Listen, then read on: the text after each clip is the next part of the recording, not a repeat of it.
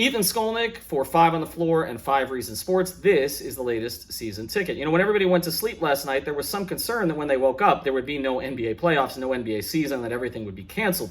After all, the players had reason to be upset after everything that's going on in the world and feeling like they're not being heard. But after the 3 games were canceled on Wednesday, and of course they've since been canceled on Thursday as well, the players did come to enough of a consensus to decide to continue with the season, as was reported at roughly 11:30 today, I believe, first by ESPN. Now, how did this happen?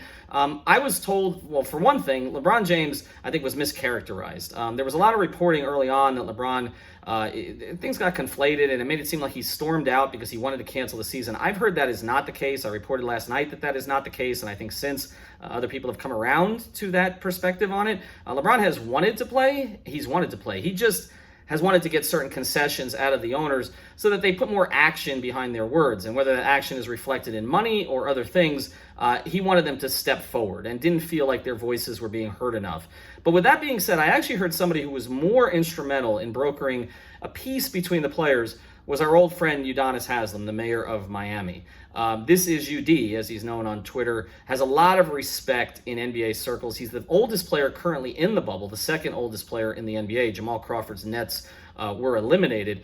And what I heard was that Udonis spoke to a lot of the star players and made the case, listen, we need certain things to happen. We need certain people to step forward, but we also need to have this platform. If we can accomplish more with this platform, with us all being in the bubble, with our games being on television, with us being active on social media, then we can if we just go disappear and everybody forgets about some of the messages that we're trying to get out. Udonis always sees both sides of issues before he makes decisions. He's not a politician, though. Be very clear on that. I've talked to Udonis for a long time, about whether or not he wants to get into politics. He says that's not for him, but you can see he does want to be an activist to a certain degree. And even with the issues with Black Lives Matter and social justice, he has tried to see both sides. He has police officers in his family, and he made that very clear in a very powerful speech that he made a couple of months ago after the death of let's just say the murder of George Floyd.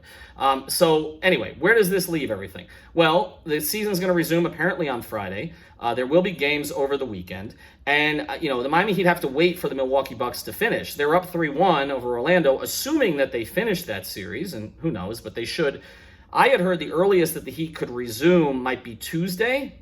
Now it might be Wednesday. Originally, it was going to be Sunday if the Bucks finished out on this week. So we'll see. But, it's not a bad thing for the Heat. Jimmy Butler gets to rest his shoulder. Goran Dragic, who's obviously 34 years old, gets to recharge for the second round. Miami has a lot of young guys to begin with. They've been in the bubble for a long time. I don't know that in a few more days is going to hurt them that much. And the families arrived this week. So the players who do have families will have them come into the bubble. So all in all, what's going on in the country may not be good news, and it's certainly not solved. But at least if you're a basketball fan, it is good news that some kind of a consensus was reached. And I hope that the NBA now does a couple of things in addition to the things I talked about with owners and again, putting their actions where their mouths are.